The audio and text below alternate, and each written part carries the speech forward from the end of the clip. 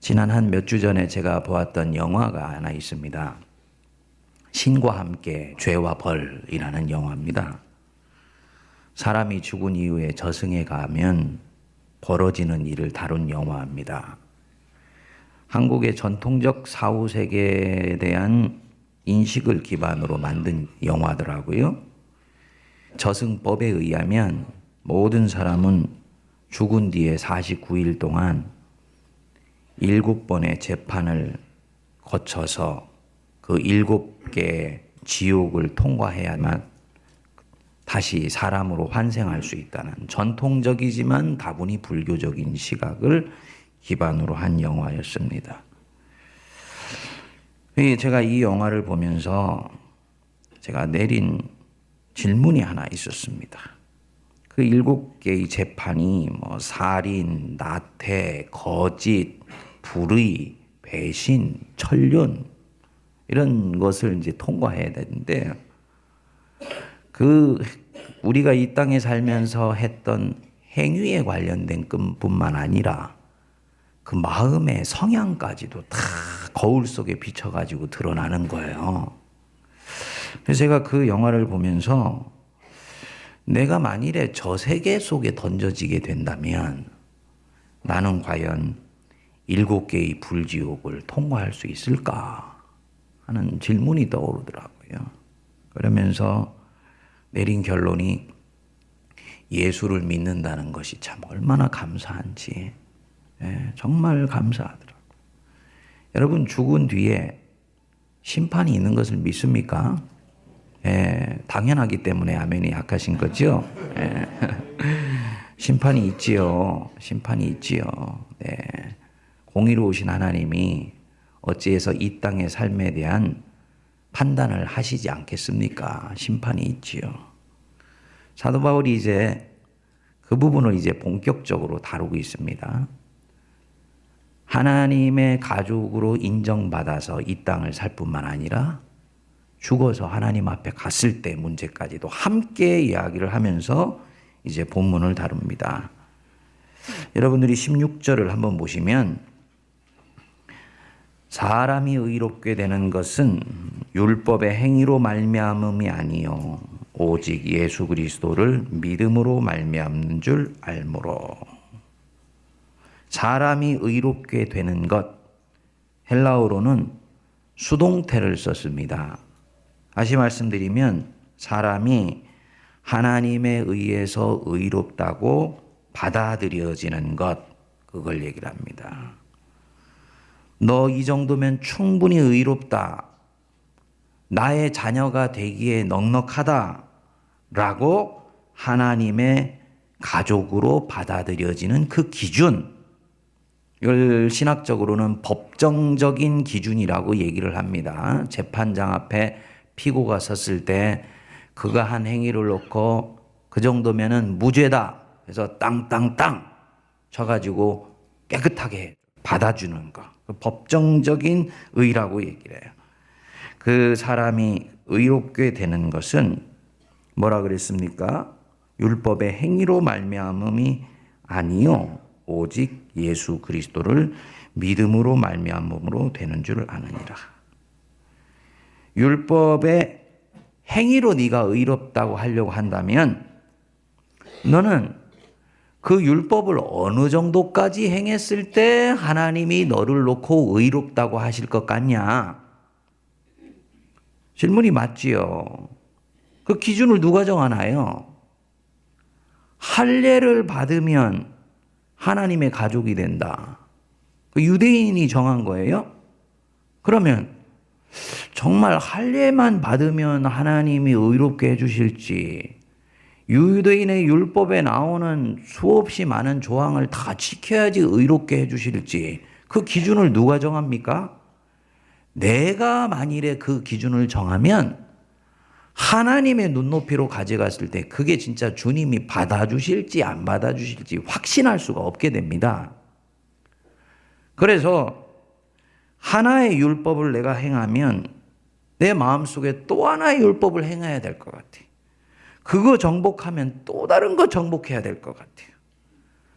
그래서 계속적으로 율법을 행해서 내 속에 정말 이만하면 받아들여질 것 같다라고 생각을 하지만 또 내 안에서 질문이 일어납니다. 진짜 하나님 이거 받으실까? 이 사람 안에 이미 율법을 행하긴 행하는데 자유함이 없지요.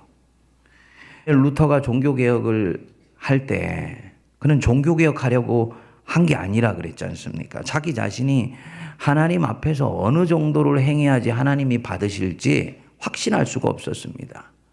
어거스틴 수도원에서 수련을 하면서 그 루터가 수도사를 포기하고 산 밑으로 내려왔을 때 그에 대해서 쓴 글이 있습니다. 어거스틴 수도원이 생긴 이래로 가장 많이 금식하고 가장 많이 선행을 했던 자가 어떻게 저렇게 마귀의 꼬임에 넘어가서 스스로의 믿음의 길을 포기한단 말인가. 이런 글이 있어요. 이 루터가 볼 때는 어느 정도를 하나님 앞에서 행해야지 자기가 받아들여질 수 있을지에 대해서 확신이 없었던 것입니다. 여러분, 우리는 그냥 이 부분들에 대해서 대충 자기 안에서 이렇게 갈무리하고 넘어가지요. 뭐 이 정도면 됐겠지. 그는 이 정도면 됐겠지 하는 것은 자기 기준이고, 정말 내 양심이 깨끗하며 내 마음이 순전하면 내 안에서 확신이 서지 않는 것이 정상이에요. 하나님이 어느 정도 해 주셔야지 받아주실지. 더군다나 더욱 큰 문제는 마음의 성향까지도 하나님 앞에서 합당해야 된다 하는 것입니다. 행위의 문제야 하나씩 습관을 통해서 길들여가면 된다고 하지만 내 마음의 성향은 절대로 내가 원하는 대로 움직이지를 않지 않습니까? 죄의 권세에 포박되어 있기 때문이라고 말씀을 드렸어요. 이 죄의 권세는 내 동의도 받지 않고 내 심령 깊숙이로 치고 들어와서 내가 원하는 것과 전혀 엉뚱한 방향으로 나를 휘몰아 갑니다. 그리고 마음대로 자기 뜻대로 유린했다가 어느 순간인가 나를 확 집어던져 버리고 바람처럼 사라져 버려요. 그래서 저는 이것을 내 영혼의 들짐승이라고 저는 표현을 합니다. 이 들짐승, 이 권세가 한 사람을 휘몰아치기 시작하면 그야말로 바람처럼 와서 바람처럼 사라져 버리고 어느 순간인가 나는 마음이 고요한 것 같은데 시간이 지나면 또 찾아옵니다. 그래서 한 사람 안에 이 죄의 권세에서 수없이 유린당하는 상태가 반복되지요. 온갖 시기, 질투, 분노, 서운함, 미움, 두려움, 염려 등이 찾아와서 사람을 전혀 자기가 원치 않는 자리로 데리고 갑니다. 사도 바울이 인간 안에 있는 이런 모순을 보았던 것입니다. 그래서 한 사람이 진정으로 정직하면 자기 자신 속에 있는 이 모순 덩어리가 보이기 시작합니다. 안 보이는 사람은 이 정도면 됐지 생각하고 자기와 타협하고 있기 때문에 안 보이는 거예요. 정말 신앙적으로 역사적으로 볼 때 이 칼라리라는 사람이 영웅의 역사라는 책을 썼는데요. 그 영웅의 역사라는 책을 보면은 전 세계 고등 종교를 만든 사람과 그 고등 종교를 발전시킨 사람 속에 공통적인 성향이 있더라는 것입니다. 그 성향이 뭐냐면 그 종교의 창시자들이나 영웅들은 굉장히 여성적인 감각을 가지고 있더래요. 감수성이 대단히 민감하고 양심이 대단히 민감하여서 자기 자신 속에 있는 내면의 움직임에 대해서 섬세하게 들여다보고 정직하게 반응하는 것. 이 터치 자체가 여성적이라는 거예요. 그래서 저도 남자입니다만 남자는 좀 스타일이 달라요. 굉장히 목적지향적이고 목표지향적이서 내 속에 무엇이 일어나는가 보다는 속에 무엇이 일어나든지 간에 결과물만 잘 이루면 된다고 생각하는 근본적인 성향을 가지고 있습니다. 근데 종교의 세계는 그거와 다르다는 거예요. 종교의 세계는 항상 보이지 않는 것을 먼저 터치할 수 있는 데서부터 모든 것이 서간다고 본다는 거지요. 그렇기 때문에 내가 이 정도면 되었지, 이 정도면 받아들여질만 하지, 어디 완벽한 사람이 어디 있어? 이렇게 생각하면서 예수를 믿는 사람은 자기 양심이 항상 자기 자신과 타협을 합니다. 그리고 그 양심은 그렇기 때문에 깨끗한 양심이 아니에요. 그리고 항상 사람들에게 보여주는 것들에 초점이 가 있게 됩니다. 그래서 자기 속에 일어나는 이 바울이 말씀하는, 왜 이분이 율법의 행위라는 것을 포기하고 그리스도를 믿는다는, 어떻게 보면 지극히 추상적이고 관념적인 것 같고 아무것도 아닌 것 같은 이 진리를 붙들려고 하는지가 잘 보이지를 않는 것이지요. 그 신과 함께 죄와 벌이라는 이 영화가 드러내주는 진실이 저는 있다고 생각을 합니다.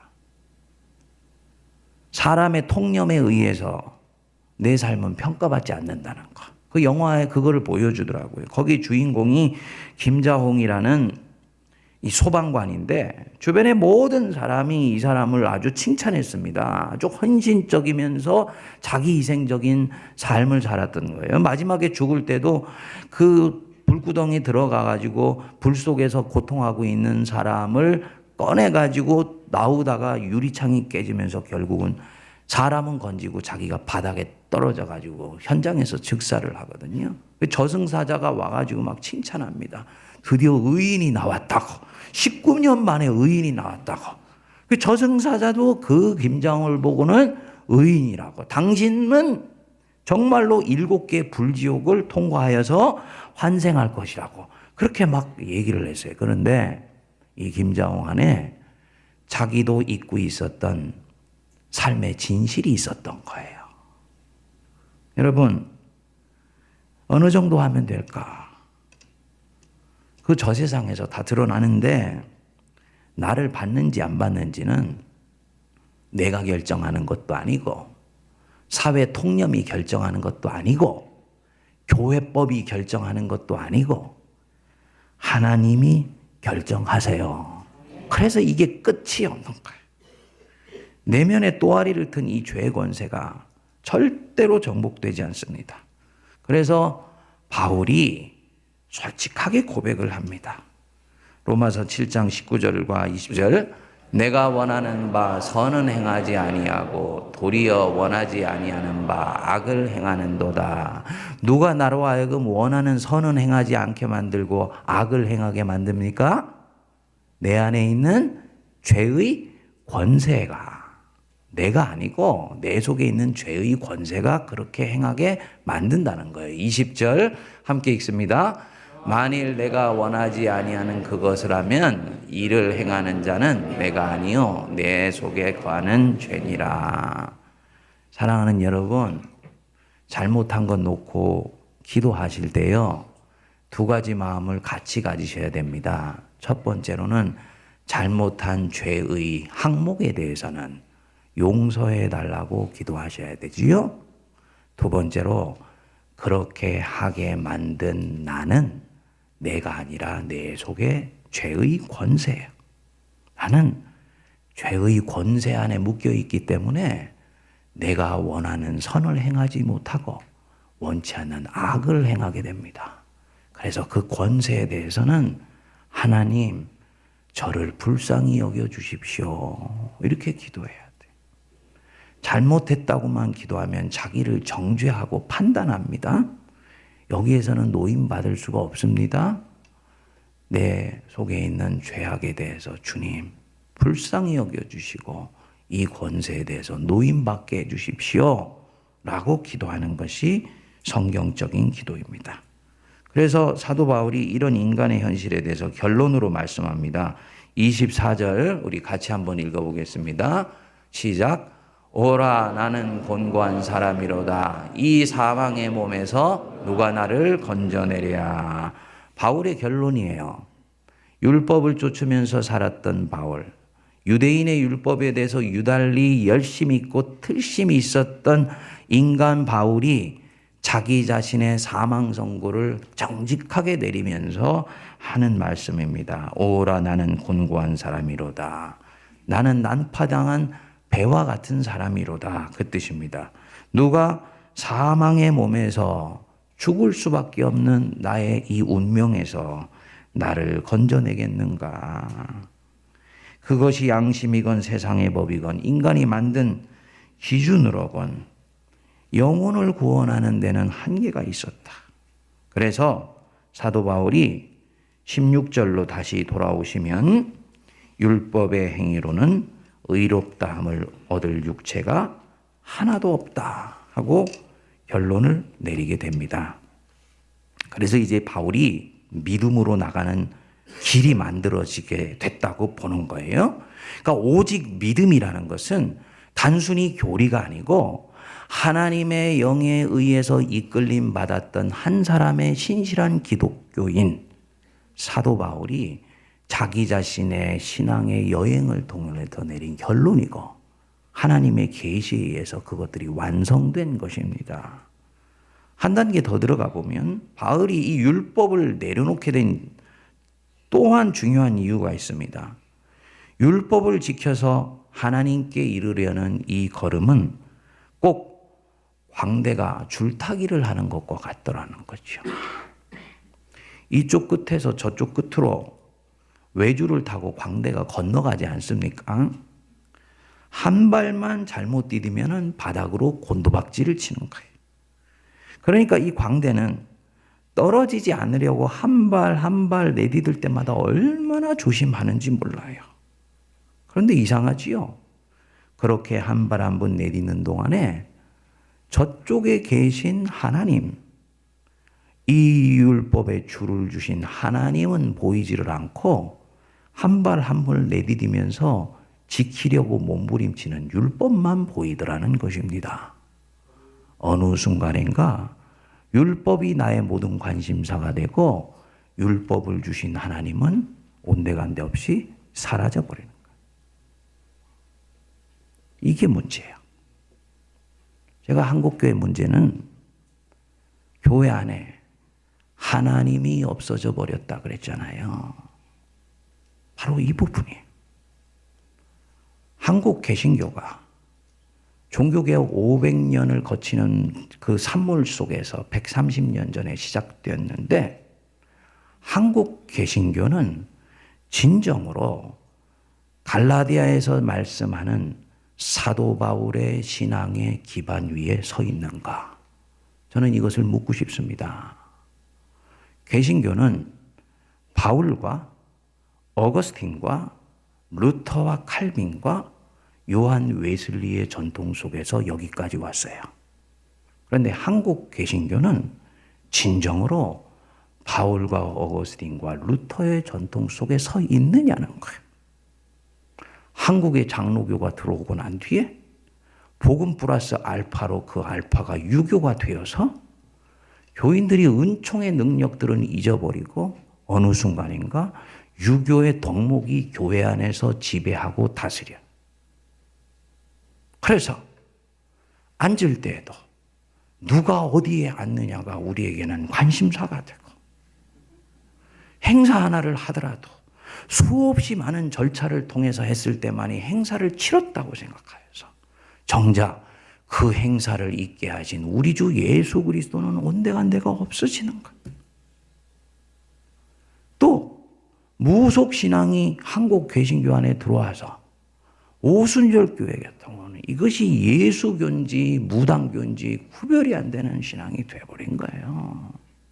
그러다 보니까 하나님은 온데간데 없어지고 행위의 덕목만 남아가지고 우리를 끊임없이 판단하고 정죄하고 자기만 판단하고 정죄하면 그거는 그래도 남은데 다른 사람에게는 엄격하고 자기에게는 관대한 희한한 종류의 행위신앙이 우리를 지배하고 다스리게 될 때 이 신앙이라는 것이 한 발 한 발 외줄타기를 하면서 가는 그 광대의 걸음과 다를 바가 없어졌더라는 것입니다. 그리고는 그 줄 끝에 계시면서 안타까이 나를 보라보시는 하나님은 사라져버렸다. 사도 바울이 율법의 행위를 당분간 던져버렸다고 해서 바울이 의롭게 사는 삶의 소중함을 포기한 것이 아닙니다. 5장 넘어가면 본격적으로 나와요. 그래서 여러분들은 그걸 너무 신경 쓰실 필요가 없어요. 근데 바울이 행위를 내려놓는 이유가 믿음으로 말미암아 구원받는다는 이 소중한 진리를 움켜잡는 것일 뿐만 아니라 더 중요한 것이 있습니다. 여러분 한번 거기 보시면 우리 19절 우리 같이 읽겠습니다. 내가 율법으로 말미암아 율법에 대하여 죽었나니 이는 하나님에 대하여 살려 함이니라. 누구에 대하여 산다고요? 하나님에 대하여 살려 함이니라. 줄타기 하면서 나도 모르게 시선을 고정하고 있는 한 발 한 발로부터 눈을 들어서 하나님을 향하여 내가 살려고 나는 율법의 외줄타기를 기꺼이 포기한다. 이 말씀입니다. 율법의 외줄타기. 하나님은 간대없고 한 발짝 한 발짝 조심스럽게 내딛고자 하는 그 조바심 치는 걸음만이 있기 때문에 그 줄타기는 자유함이 없습니다. 기쁨도 없습니다. 그렇기 때문에 받았다는 이 구원은 껍데기뿐의 구원이죠. 이 구원은 그렇기 때문에 나를 진정으로 자유하게 해주지를 못하는 구원이 되더라. 그러니까 개신교 신앙이 힘이 없어질 수밖에 없는 것입니다. 사랑하는 여러분, 아침에 살살 말씀드렸습니다만 저는 대단히 중요한 말씀이라고 생각을 합니다. 그래서 세모난 교회가 한국 교회를 섬기겠다, 변화시키겠다 한다면 다른 것으로 변화시키는 것이 아니고요. 복음의 능력을 회복함으로써 변화시킬 수 있게 되기를 저는 기도합니다. 그렇게 되려면 저와 여러분들이 복음의 능력을 깨치고 은혜를 받고 그것을 누리는 데서부터 출발할 수 있어야 돼. 그러면 이 복음의 능력은 영혼의 젖줄이 되어서요. 강력한 물줄기로 한국교회로 뿜어져 내려갈 수 있을 줄로 믿습니다. 이것을 위해서 함께 기도하고 함께 힘을 모으고 내 영혼이 소생되는 역사가 일어날 수 있게 되기를 주의 이름으로 축복드립니다.